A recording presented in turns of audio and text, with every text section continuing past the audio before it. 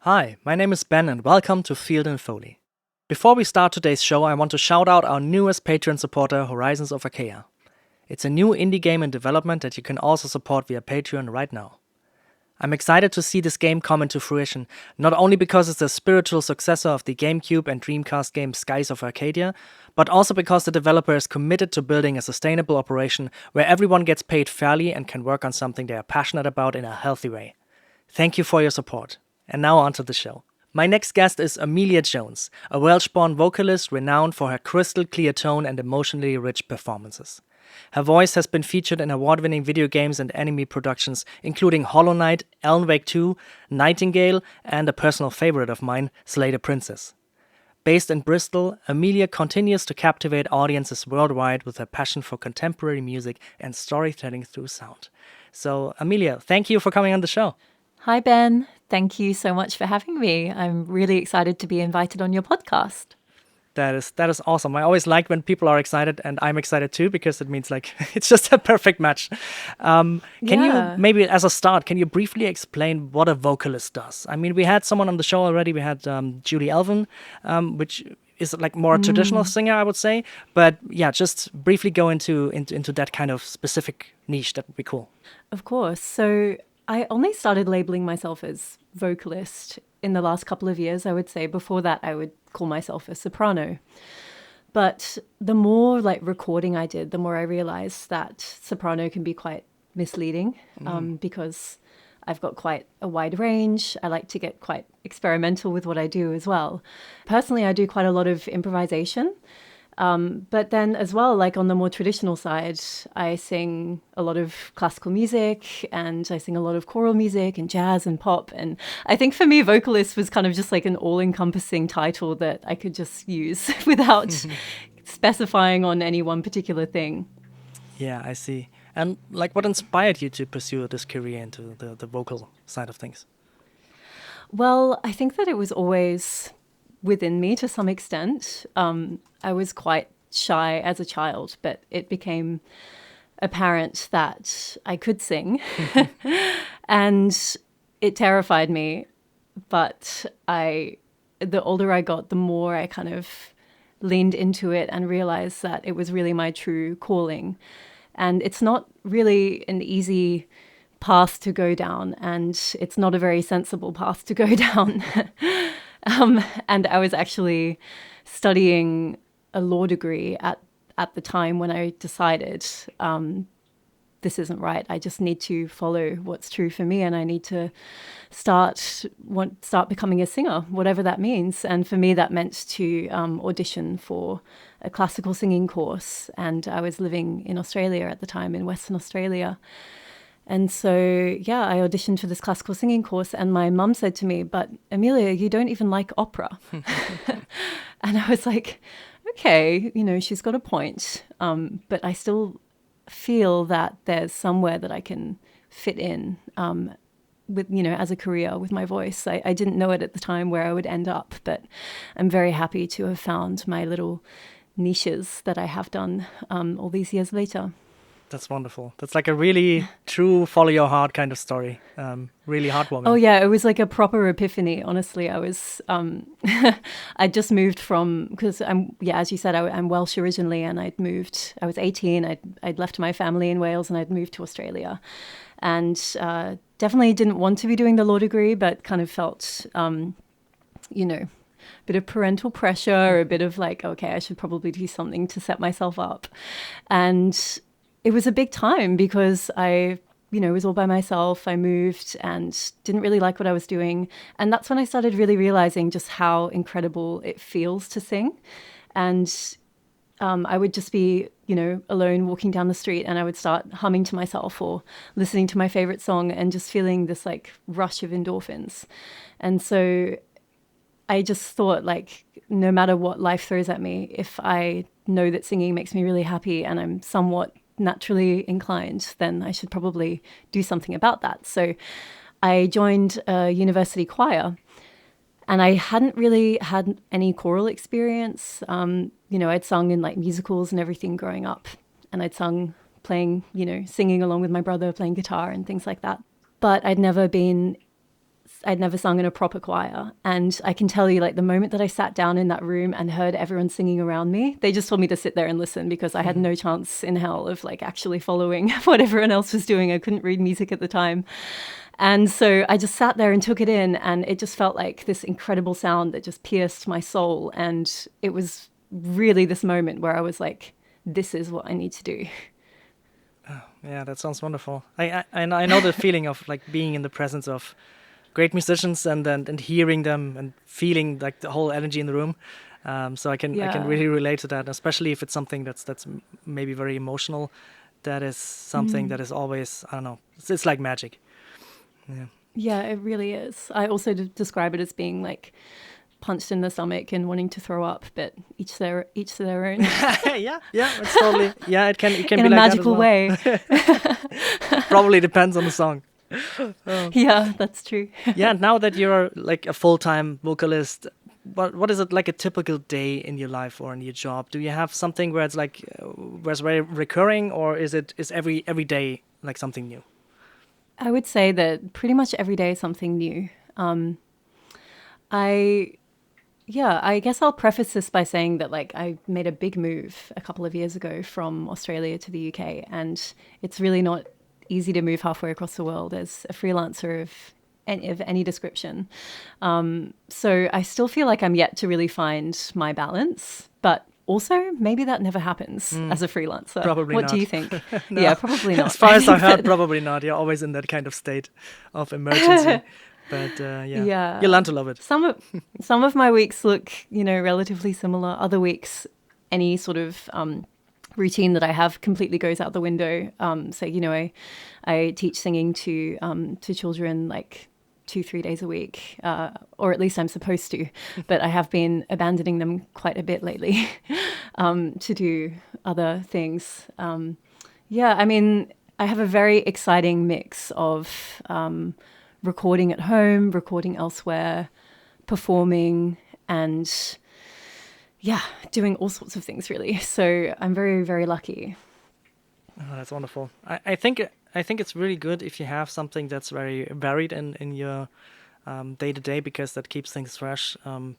I certainly cannot understand people that need the like actual structure every day the same, because I thought in the past I needed that, but after I don't know a year or something, it gets so monotonous that it's like, I don't know, that everything dulls down. So I really like also going out into the woods and record stuff, or doing something in my studio, or recording with my daughter, or doing whatever else, and doing something new each week, which is really rewarding, that kind of challenges. Yeah, absolutely. Yeah. Keeps you on your toes and keeps your mind and your heart open to any experience that life throws your way. Absolutely. And if you don't have like a very, very harsh deadline, then you can also experiment with stuff and can see what feels right, but what feels right today, and can work on what feels good.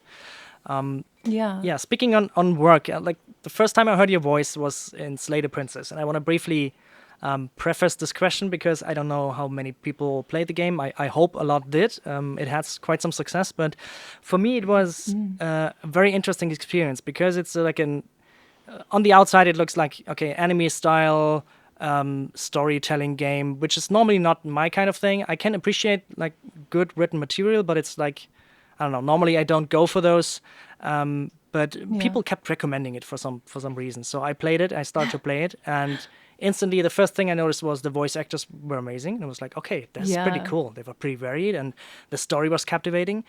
And then the music set in, and your voice. And it was like, holy hell, this is such an experience, and it went down such a ride. I don't want to spoil anything, but I can Yeah. say that you should experience this game for yourself. It really is, it really is a work of art. It really is a great game, and one of the things that made it great was the music and your voice in it. So the first question I'd like to know is, how did you get involved with this project? How did the people reach out to you? Did you know someone on the project, or was it just a stroke of luck? Well, first off, I want to say that how thrilled I am that you have played the game and that you love it and that, you get it. I think that a lot of people have just been really taken aback by it because it's so unique. And I think you can almost tell that it's made by such a small team as well. And everything is just so coherent, and the ideas are just, it's like everyone just collaborated so well together. And I think that that's one of its biggest strengths. But yeah, I love the game too. I'm obsessed with it. So it's a really lovely story, how I got on board with Slay the Princess. It happened really through Brandon Boone, the composer, who we met kind of online long before we actually met in person. And we met because we worked kind of adjacently on a project together, which was called Dark Dice. It's a podcast. And I worked with the composer Stephen Merlin, and Brandon was also working on the same project. I can't remember how long this was ago. This was like maybe 4 years ago, something like that. And I was also super excited because I sang alongside Airlie Brighton on this project as well, who was always, who's the Ori and the Blind Forest singer and was always one of my biggest inspirations. And it was really exciting to work with her on the soundtrack as well. So Brandon and I worked together kind of on that, and we sort of connected on Instagram, and I saw that he was posting certain things about my favorite band, which is Radiohead. And so... You and me both. Oh, really? Yeah. Been a fan for many, many, many years. Wow, me too. I don't know what it is. I'm sure we could talk about that for hours and hours. Yes. So like Brandon and I just started, chatting away and what's your top 5 favorite Radiohead songs and all this sort of stuff. And we just kind of became friends. And then however long later, of course, he was brought on to Slay the Princess, and Tony and Abby, who are the developers, they're the most gorgeous married couple. They were working with Brandon, and they had a conversation about how they wanted the music to sound with Brandon, and they sent him a reference track, which happened to be City of Tears from Hollow Knight. And so Brandon was like, oh, yeah, I know Amelia. Like, I can probably get her to sing for us, on the project if you want. And so that's how that happened. And don't you think that that's just the most incredibly validating way to be brought onto a project? Absolutely. That's wonderful, yeah. Yeah, it was super nice. And like Nicole, who you mentioned before, who's the voice actress for the princess, she's literally got a Hollow Knight like tattoo. And so, yeah, they're the most warm, lovely group of people. And so, of course, when I got the message from Brandon, did I want to be involved? I was like, yes, absolutely. And I saw the artwork, which just floored me, and learned about the concept of the shifting mound, and already like these, different layered vocal ideas were coming into my brain. Brandon was just so incredible to work with, and he provided like so many notes on the page. But then I did a lot of improvisation as well. And yeah, I just think that he won a World Soundtrack Award for Slay the Princess very recently in Ghent. And I was just so thrilled for him, because it just goes to show how his approach just perfectly suited the game and the narrative. Absolutely. And Yeah, I have a follow-up question on that. I mean, how was the collaboration like with him? You said you worked with him before, but how, like you mentioned, he has a lot of notes. Do you go back and forth, and like he's leading the soundtrack and you're adding onto it, or do you inspire each other and shaping the tracks together on this? well, I have sort of started doing a little bit of that approach. aside from working with Brandon recently. So that is a very valid approach. But in terms of how everything went with Brandon and I, most of the shifting mound movements, actually no, all of the shifting mound movements were recorded in one session. And so I went to my brother's house because he has a lovely studio. I didn't have my own home studio really at the time. And so my brother Harvey acted as kind of like the studio engineer, and it was really helpful. It was so helpful because like literally everyone chimed in from the States and Canada. Like Brandon was obviously on the call. Tony and Abby were there as well, like overseeing everything. Nicole chimed in and she was just like so delightful. She'd just be like super encouraging every now and then. And so I recorded everything that was on the page. And then basically we just had a few takes of me just improvising. So yeah, like, and I really like to work that way. You know, I record everything on the page, and then usually during a session, I'll try and allocate some time to just go through like 2, 3, 4 times and just put it all out there, improvise and see what happens. And, you know, it doesn't always work, but a lot of the time there's enough there to create something new. And that's what Brandon did for certain shifting mound movements. I think it's movement 4, where he just completely dishes the instrumentation all together and just kind of layers my voice, which when I found out he was going to do that, I was like, oh my gosh, like so vulnerable and kind of scary, but it was also so like such an honor, I think, as well. And obviously being like quite an experienced like choral singer and just loving choral music so much, it was really nice to hear like all of that layering. And yeah, so that's how that worked. And then later on came another few tracks, which was Transformation, Apotheosis, which are kind of a bit more epic. I absolutely love those tracks. And then also like Brandon applied quite a lot of different techniques to my vocals as well. There was one called The Wild, where he like processed everything in this super interesting way and used my breath a lot as well as kind of like a percussive sort of thing, which I loved. Like, oh, he's so smart. and it's really inspired me, like the way that Brandon kind of like processed everything and put it all together is like really inspired me to become even more like creative in my improvisational approach when I'm doing that nowadays, because there's just, and I guess that kind of ties back to what you were saying before, like what is a vocalist, you know, like it's fun to use my breath and like do weird things as well as singing a pretty melody. Yeah, that's something that I always find interesting, that you can do so much with the, I just want to say with the voice, but not with words. And that's something that I found out like after years and years of listening to game soundtracks and getting more into like, really listening to what is happening there. And there's so much depth and emotion in those kind of vocalizations that it's just fascinating to me. And one of the questions that popped up in my mind while researching like your work is, how do you prepare not only like vocally for it, but also like emotionally for songs that have such a deep impact?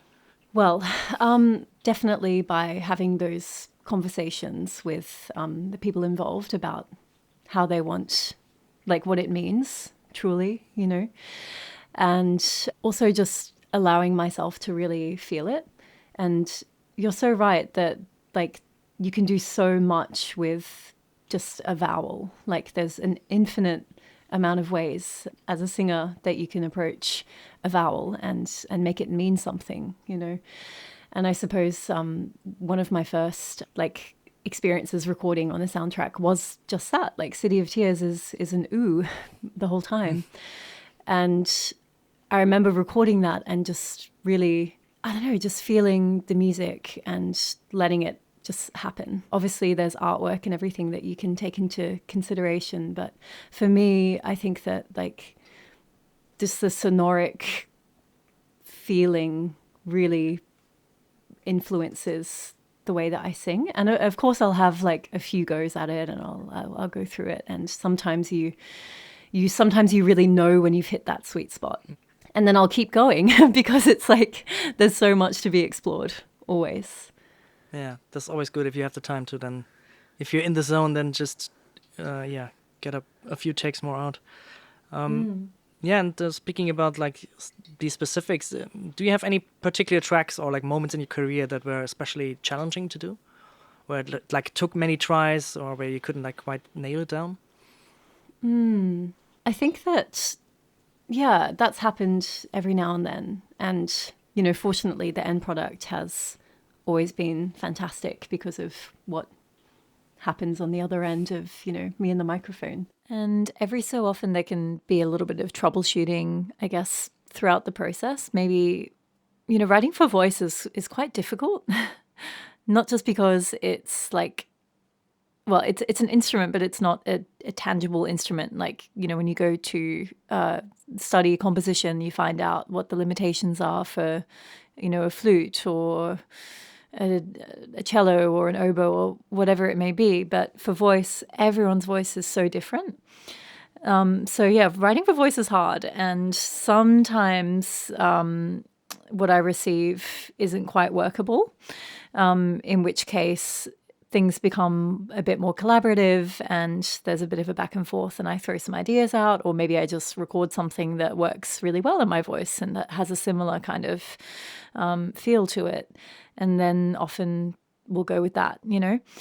So that can happen too. And I really actually like it when that happens because it makes me feel useful, I guess. So I really love it when things don't quite work out really smoothly the first time, because often it can lead to something that is a bit surprising and a bit different. I think that probably the most challenging thing that I've recorded recently has been End of an Era for Alan Wake 2. Not because it was like difficult, but because I knew of the emotional like weight and impact that it had the potential to have on people. And I knew like the, you know, the lyrics, for example, were written by Sam Lake, who heads Remedy. And that was just so crazy. It was just such an insane honor. And I just like, you know, I got the call from Petri and knew that I just had this like gargantuan task to undertake, just me alone in my little home studio. And it just felt very overwhelming because I knew how much like it would mean to everyone that was going to hear it, because it really did like close the chapter on Alan Wake 2. And, you know, what an incredible honor to do that.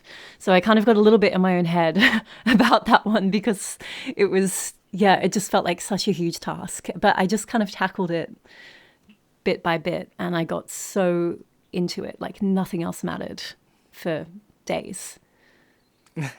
That is so wonderful, because it's totally on brand with Alan Wake to get stuck in your own head, right? I mean, I've been a big fan of the game, and I've had the sound team on as well, or some of the sound team on as well, and it's just such a deep and like, yeah, intense kind of experience all around. And yeah, hearing you say that is just so on brand for the whole thing. So yeah, I haven't played the newest DLC yet, and I'm really looking forward to spending some time with it. But I'll be listening for your vocals there.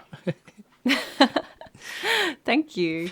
Yeah, it's incredible. I'm sort of flashing back to the moment where I got some feedback on the track as well, and the feedback came from Sam saying how much he loved it and like what an honor it was to have me singing on the track. And I was just walking down the street and I got this message, and I literally just started like skipping and like jumping and down the street. Like it was very embarrassing for anyone that saw me, and for me, of course. But it was just like, wow. It was a moment where I just couldn't quite process what was going on, and it was just like, is this real life, you know? Yeah, so I think I can almost answer the next question myself, because I wanted to ask if you have like a favorite performance or recording experience from your career so far. I'm guessing this is in the top 5 at least. Oh, 100%. Yeah. Maybe anything absolutely. else? Maybe going more into performance, like live performances. Do you have like any favorites where you're like, oh, this one was really intense or was really something that meant a lot to you? Yeah, definitely. I've had a lot of really incredible performing experiences. and a lot of really different ones as well. But the one that's springing to mind the most is a performance that I was probably the least prepared for in my whole life. I was nowhere near prepared enough. But that's what was so amazing about it, because I was invited to sing with a vocal ensemble based in Ireland. They're called Anuna. And I had sung with them in Italy. And then they invited me to sing in Ireland as part of an Irish music festival, the largest Irish music festival in the world, actually. And we were singing in a cathedral, but it was all a little bit last minute. And so I didn't actually receive the music until I think the morning of or the night before or something like that. So it was a lot to take in, because I should probably mention that Anuna don't actually read music when performing. We sing everything from memory. And that's not really something that I'm used to, or that many kind of choral singers, quote, brackets, unquote, are really used to. Often within the choral tradition, everyone's reading music. So it's really liberating to not have that in front of you, and it just really allows you to focus on the sound that you're making. But what was so fabulous is that the director and the composer, Michael McGlynn, he creates all the compositions for the ensemble. It's quite a special thing. And so he really put me at ease and just said, you know what, just do what feels natural, listen and make it up as you go along and you'll be fine. And I absolutely loved hearing that, because there's something about the feeling when singing with this group that is just so unique, because everyone really relies on the breath that we all take together. So there's actually no conductor.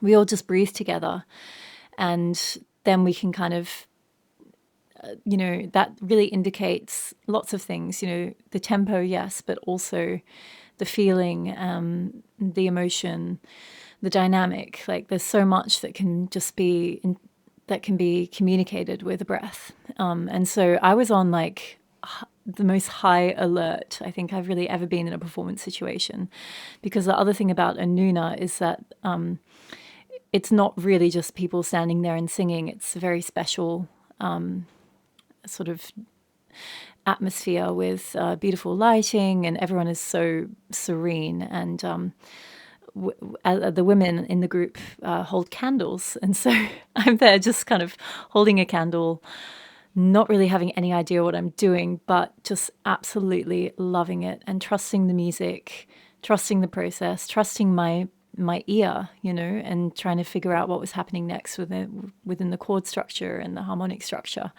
And because I had sung Michael's music a little bit beforehand, I was somewhat used to that. But yeah, it was just an electrifying experience. I can't even begin to tell you. And then at the end of the performance, Michael kind of gestured towards me and said, "This is Amelia, our newest singer from Australia." And it was just like, it's so surreal, because I've admired Anuna for the better part of a decade or more, actually.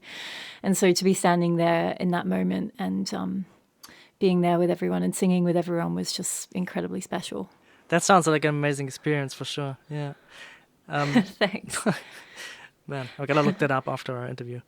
Oh yeah, Anuna are amazing, and they're very much within the soundtrack world as well. Like they record for, I think they recorded for like Xenoblade Chronicles, Bayonetta Origins.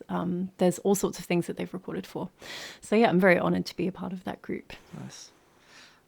Yeah, maybe speaking about a bit about inspirations. What are like your biggest inspirations musically, or maybe otherwise? I mean, we already established Radiohead is amazing.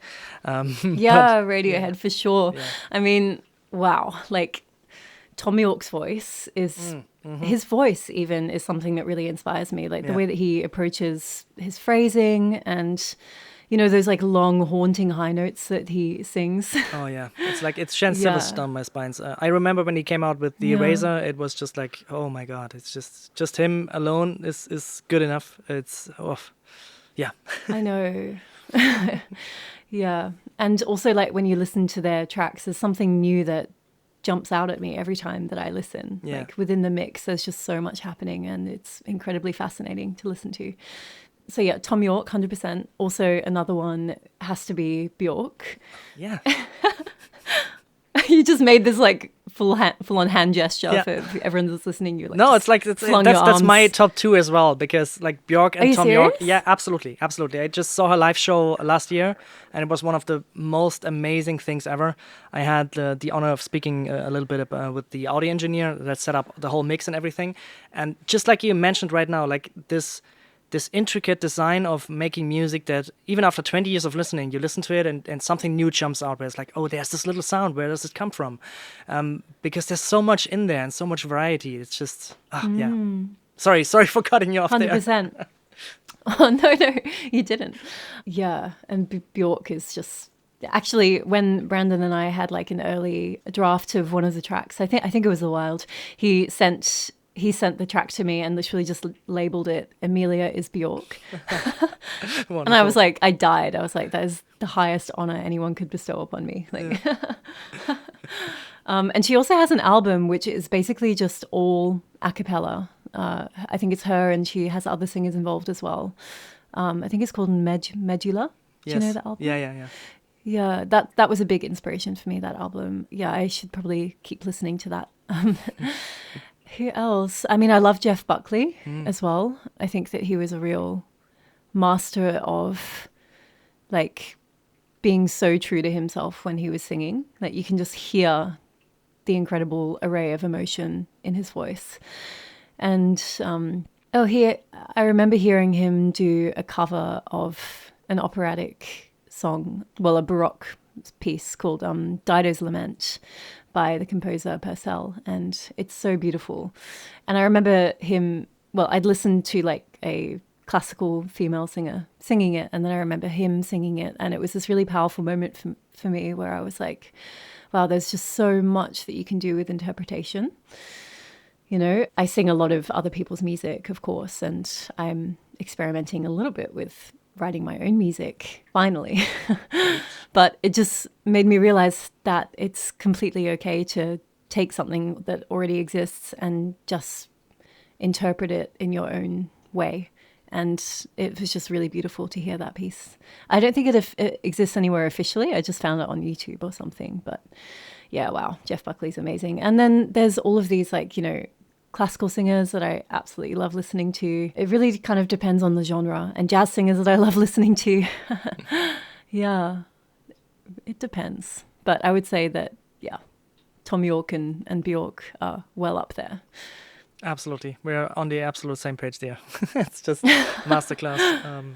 And yeah, for me, I mean, of course, for me, especially because I'm in sound design more, for me, it's the whole setup of tracks and the whole intricacy of all these little sounds and the mixing that's happening everywhere around you. That is just so fascinating to me. So I'm also very interested in the vocals as well. But like for me, I'm specifically like focusing on all these little sounds and these little things where it's like, oh, probably he recorded this keyboard from, I don't know, 15 meters away somewhere in an old room or something, and that makes this texture so good. And like all these experiments that they are doing, Tom York and Bjork as well, I mean, is just, yeah, it's just mind-blowing to me that they keep doing that, keep coming up with new things. And yeah, it's an inspiration, because that means there's always new things to explore, right?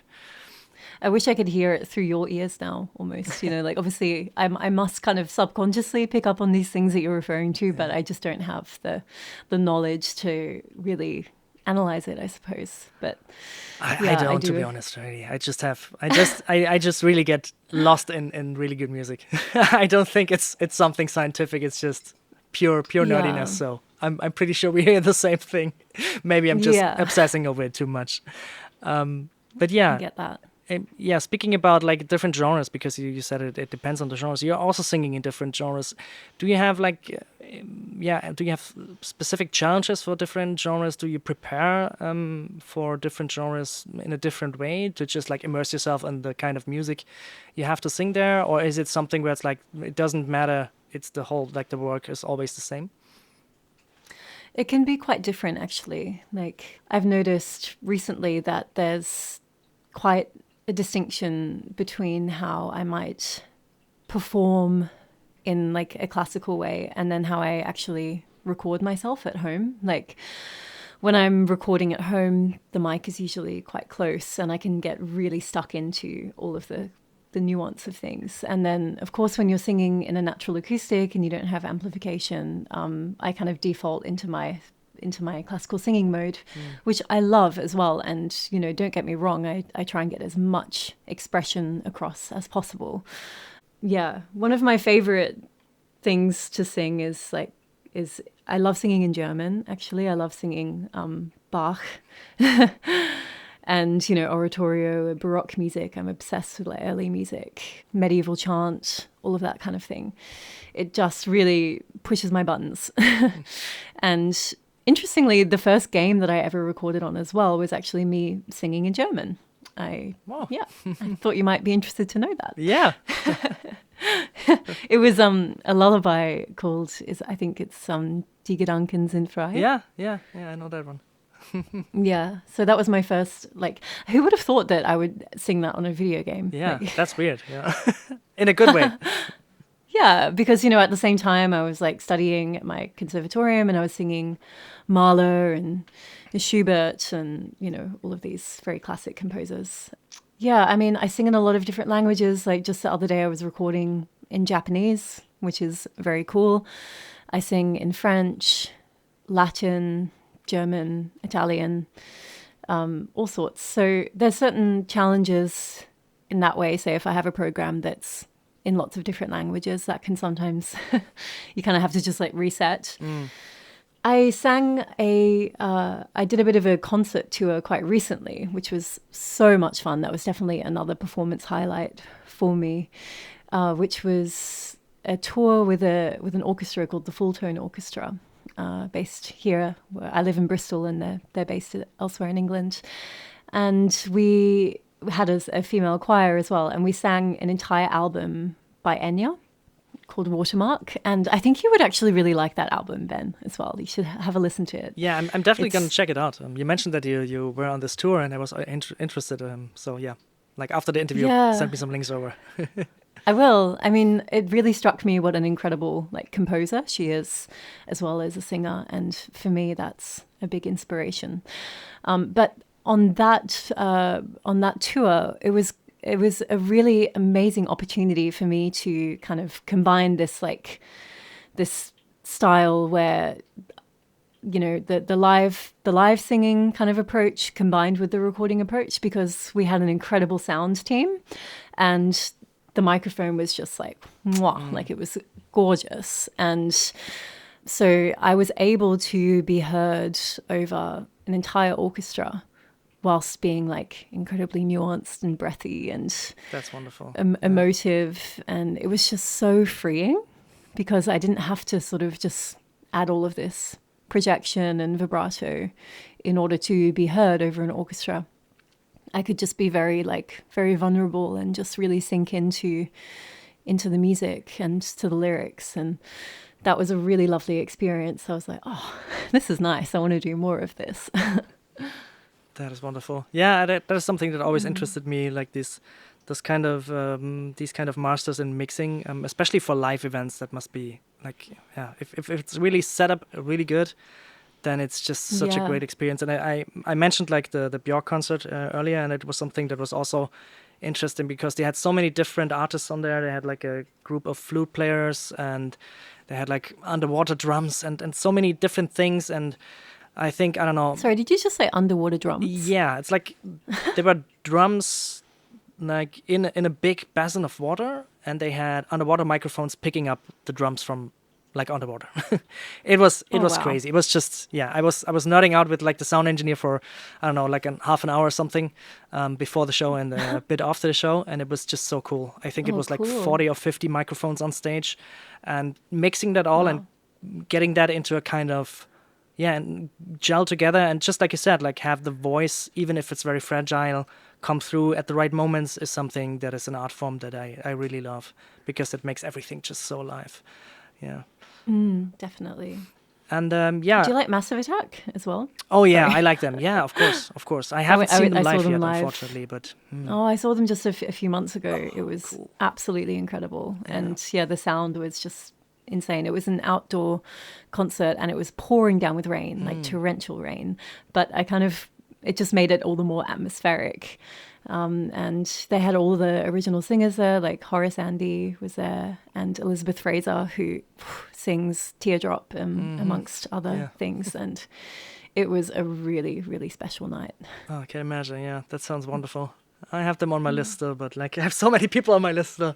But yeah, that's something that I would really enjoy as well. Yeah, and those live performances, just like you said, if it's all set up right, and the sound systems are set up right, it can be just so magical. And like unfortunately, on the other hand, if you have a system like that is either like the budget wasn't there or it's like a big festival and you have a new band that's normally really good but the system isn't set up or the mix is bad, it can really ruin the experience. So yeah, more good front of house engineers. It's important. And it can affect the performance as well. It kind of creates this kind of inexplicable strange energy where you just can't break through it and perform as you usually would because something feels weird and you can't put your finger on it sometimes. So yeah. Exactly. One of the worst examples of this I experienced was the band Dia and Grey. I don't know if you know them. It's like a Japanese metal band, and they are very intense. Like the lead singer is sometimes like scratching himself and there's blood and stuff like it. It's very, very intense. Whoa. But that was something. They were on a festival and I was really, really looking forward to seeing them live, and his performance was great. Like visually you could see he was really in it, but the sound was so bad. It just sounded so, I don't know, hollow. And it broke my heart. That was something where you could really see like half the audience were fans that were there and wanted to hear it, but were kind of disappointed. The others were like, I don't know what's the deal about these guys. They don't seem that great. And I realized that it was just because of the mix, because I've heard them before. I've heard live recordings from them and stuff like that. But it must have been frustrating for you, like having that knowledge, but you just wanted to scream out to everyone, like it's not them, it's the sound. But it's the sound person. Yeah, absolutely. It hurt me a lot. But yeah, this is something that is really important. And yeah, for live things, you mentioned that you're part of a new video game music chamber ensemble called Sonaris. Can you tell us a bit more about that? Because as soon as you mentioned it, I was like, oh, I like this. Ooh. Video games live is always good. Oh my gosh, yeah, I'm so excited by this. So yeah, you're exactly right. New video game chamber music ensemble called Sonaris.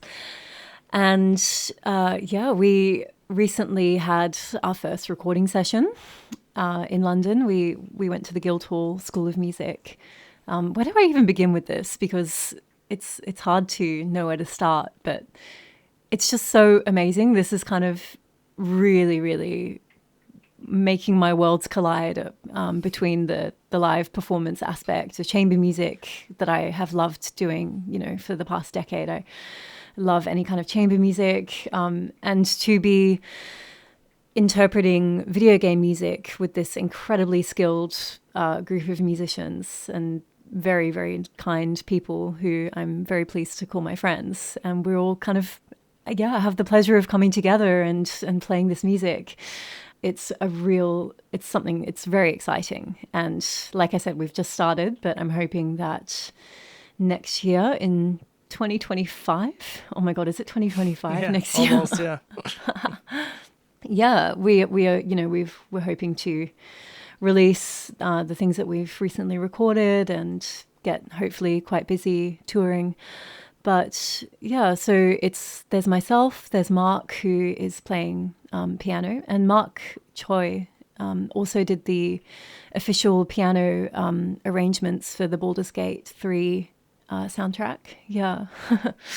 So he's very, very skilled, and he's a composer himself. Then there's Lucia, who plays violin, and she's just awesome. She's like the coolest chick.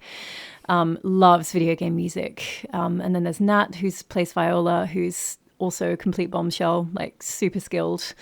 And then there's Sarah on cello, and she is involved with the recording side of video games and films as well. Like she actually recorded on Alo's theme, sung by Julie Alvin, nice.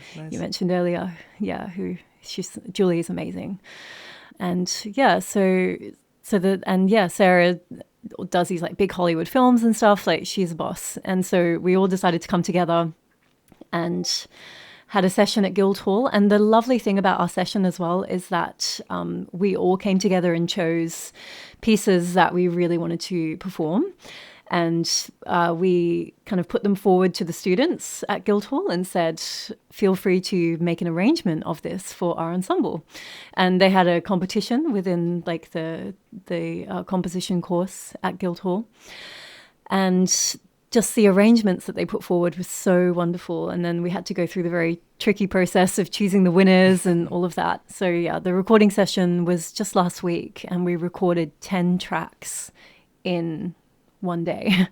So it was a very intense day, and it was very rewarding because the students were there as well, and they were listening and giving feedback. And the really wonderful thing was that the girl that was chosen that arranged City of Tears, she found out beforehand that it was me that was recording it, and that was in this ensemble, and she was just so over the moon. She really was. It was very touching to like hear her story and her connection with playing Hollow Knight, you know, at a difficult time in her life, and she was just so honest and so pure, and it was a really lovely moment for me to kind of be able to sing her arrangement and be there with her in that moment. It was really lovely. That sounds amazing. Yeah, you mentioned Hollow Knight, and we talked briefly about it before, but maybe you can talk a little bit about how you came into the opportunity to work on Hollow Knight, because this was like I mean, not only the game but also the soundtrack is beloved by fans all over the world, and for sure it's amazing. So how did that happen? Yeah, well, I think it was the second thing that I'd really ever recorded for, so it was very, very fresh to that side of things. I think that when I was studying in my course, I was the singer that really wanted to collaborate with the composition students and do new things, as well as sing old things. But I just absolutely love working closely with composers. And yeah, Christopher Larkin got in touch through a mutual connection. And to be honest with you, it all happened very quickly. Like I got the call and the score at the beginning of the day. And then Chris was like, I need this by the end of the evening. Can you do it? And so it was quite a fast process.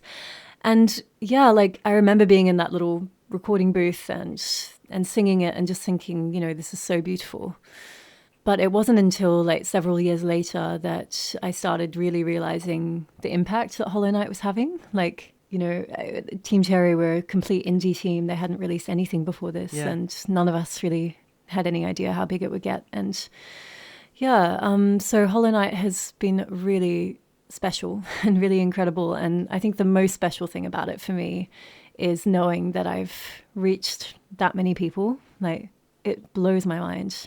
I haven't checked recently, but I think that City of Tears has around 20 million streams on Spotify. That's crazy, yeah.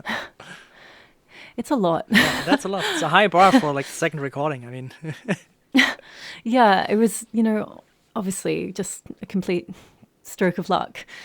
But also I think that, I like to think that the way that I sang it really does adds to its appeal and adds to the truth of it, because I didn't approach it in a dramatic or vibrato-y kind of way. I just kind of kept it very pure. And even though I didn't know much about what it was about, or I didn't know that the melody would come from a character in the game either. And if you've played the game and the character Marissa that you come across in the City of Tears, and she has this beautiful, sad story, and it's a real moment of respite for the player, I think, when you reach that moment and, you're invited to just sit down on a bench and listen. And a lot of only about a year ago, I decided to actually comment on some of the videos on it of the song on YouTube and just say, hi, it's me, I'm the singer. Thank you so much for listening. Really means a lot to me. And I'm so happy I did that, because now almost every day I get these beautiful like messages from people just telling me how much that moment in the game meant to them. And, you know, for example, like that song is the only thing that puts their son to sleep at night, or, you know, that they played it at a loved one's funeral. And it really, really puts everything into perspective for me, getting those kinds of messages. And just, you know, my gratitude is like completely off the chain that I've had that opportunity to reach that many people in such a profound way. It's kind of crazy. And yeah, super grateful. Yeah, that kind of emotional impact is always something it's so weird to me to have then this origin story of you saying like, hey, this was like a total coincidence and it happened in a day, and then there's like a pearl coming out of that, right? It's like, it's this, I don't know, perfect storm sometimes, right? Yeah, like I can't stress enough how much every single project that I work on is like, it's so different. It's so different. The process, the lead up, like the interactions, everything is really different.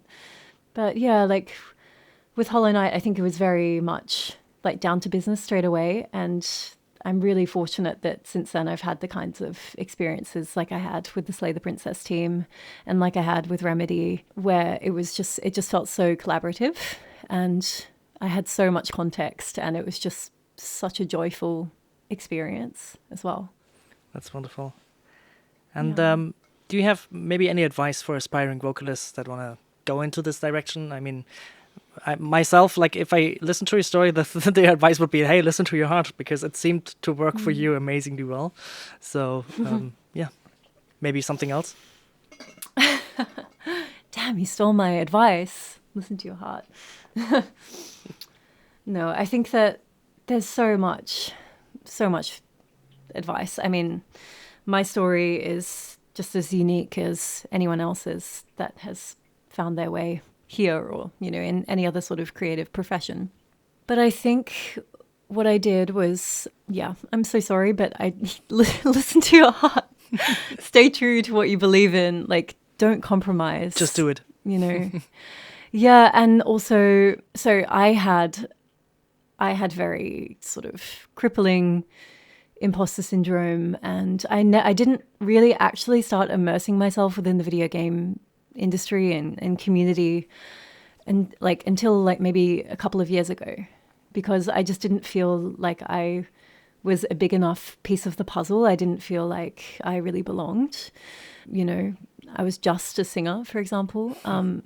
But as we know now, you know, like I've started really opening up and listening to stories from people that have heard me, and realizing that it's not about me. It's about them. You know, it's about the story. It's about the piece of art. It's never about me. And I always tell myself that in a performance as well.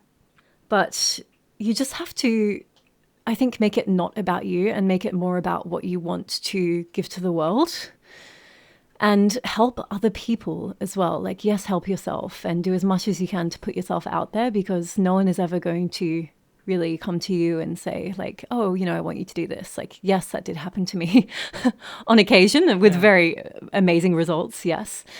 But that's not to say that it keeps happening, even if it does happen once. So you really have to show the world what you want people to see and what you do. And yeah, I think definitely helping other people is a really big one as well, especially in the video game industry. Like, we can all really help each other, and it's a wonderful thing to be able to do. Absolutely. And I have, especially in the audio like bubble, I have seen that many times, like people helping each other just because we just want each other to succeed, and we want to make something great, be it like film or a game or whatever else piece of art. Sometimes it's a performance piece. And I think, I don't know, maybe because of the audio world, because we're not like there visually, like nobody knows where we are. Even if you're like a big influence and you're like the big sound designer of a big game, nobody knows you. And I think it's a good thing. Yeah. It's a really, really good thing. I mean, in the singer world, normally that's something different. But just like you said, like for video games, sometimes I know how many people really outside of like our video game bubble know you or know Julie Elvin, but you are like to me at least, you're like a big influence. You're like a massive voice, and you had impact on me personally with, like, for example, with Slay the Princess. And there's like, yeah, that's a star status. But we don't, yeah, we don't have that because we're not visible. And I think that makes it easier for all of us to become this like community of people just wanting to make something great and help each other and not be like the spotlight seekers that brings all that negativity with it. Yeah. Oh yeah, absolutely. Absolutely. And sometimes we even get the chance to all see each other in person as well. Like, you know, like where I met you at Gamescom. Indeed. Yeah. That was such a great coincidence. That was great to see. I met so many people there, and I'm looking forward to next year again, and hopefully coming to the UK at some point. Didn't get the chance this year, but next year maybe, because I want to meet some people I know from online for a long while now, but I haven't seen in person yet. Oh, that's good. Yeah, you should come to Develop Brighton. It's Develop really Brighton is on my list. one. Yes. For next year, for sure, I'm going to be in Croatia at Reboot Develop. So just shouting that out. If you're in Croatia, it's going to be amazing. It looks amazing, and we're going to be there with our little indie game, Call of Saragna. But otherwise, like, hopefully, Amazing. I can get to Brighton as well. The only last thing I have as a question, which I always ask my guests, is what is the first sound you ever recorded, and why did you record it? Oh, wow. I know. I thought I almost got away with you not asking me this, because I did have a little listen to you interviewing other people. Yeah, I mean, for me, it's kind of a bit different because I guess I'm not like a sound designer. So I can't really remember the first thing I recorded. It was probably on my like Nokia flip phone or something, if we even had that ability to record. I can't remember. But I do remember the first time that I actually recorded my singing voice intentionally, which was when I was about 16, and my brother and I think his friend's dad like had a recording studio at home, and so we decided to go in and record some of our favorite songs. And then I also did some like musical theater covers and all of that, and we created this little disc album, and it was really nice because it was like a gift that we could like give to people. And then I remember going to my grandmother's house for lunch, and she'd always have it playing. Like she would always listen to like classical music on the radio, but whenever we'd come over, she'd play that. And it just kind of became this moment for me where I realized that having your voice as a recording is such a wonderful thing, because I think up until that point as well, I was so shy, and like performing, yeah, great, but I was just terrified, and I don't think I quite realized the impact that I could have on an audience or on anyone that was listening, because I was just so caught up in myself. Fortunately, I don't feel that way anymore.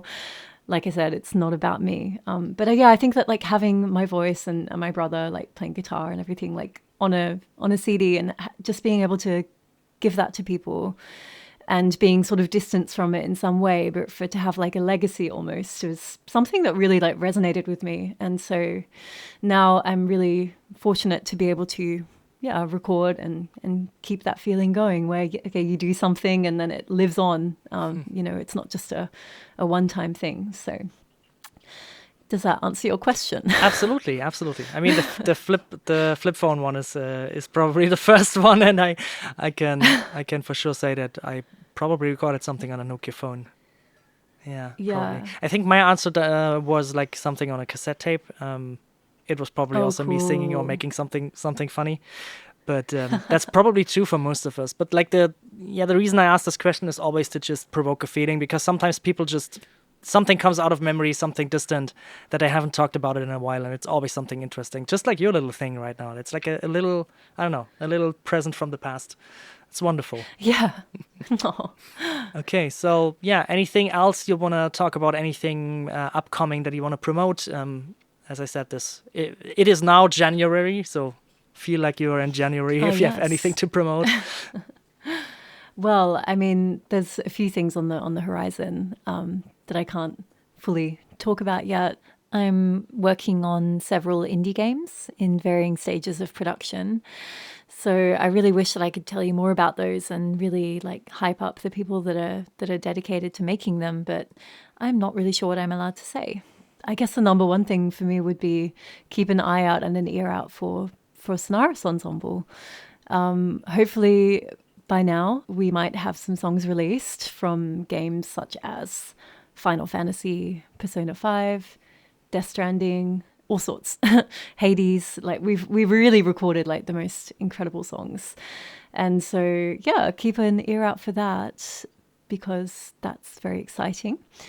Otherwise, just please, like keep up to date with what I'm doing on Instagram. I have no idea really what I'm going to be doing next year, if I'm completely honest with you. Perfect. It's a perfect place to be in. Yeah. Like I said, a few things, like hopefully quite a significant collaboration like on the horizon. But yeah, please just feel free to check my website and get in touch. And who knows what I'm going to be up to. Perfect closing words. Who knows what I'm going to be up to? Okay. Thanks again what mischief I'll be causing. Yeah. Thanks again for being on the show and for taking the time to speak with me. Thank you, Ben. It was truly an honor. Thank you so much. I really appreciate it. From this vantage point, with my third eye open now, I choose to look back and see you've come so far.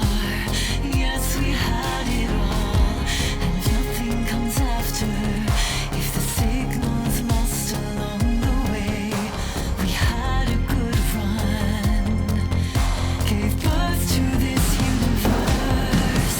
You can never come back here to this ledge to remember, to pretend it all ended here, to raise a toast on this sunken shore. And if there ever comes more, you can still choose to say your goodbyes. So dream of more at your will. I'm just a memory that has moved on,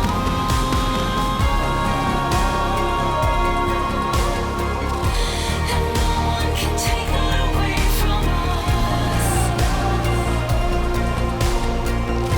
The journey that brought us here,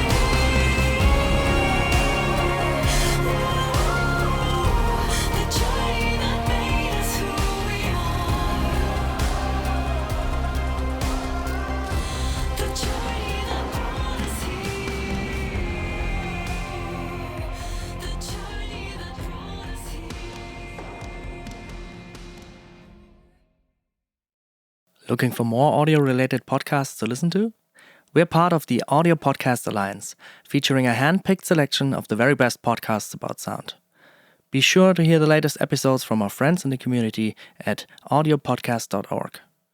And if you've enjoyed this episode, please consider supporting on patreon.com/fieldandfoley or ko-fi.com/fieldandfoley, where you gain early access to episodes in lossless format and can submit questions for our guests. Thank you for listening.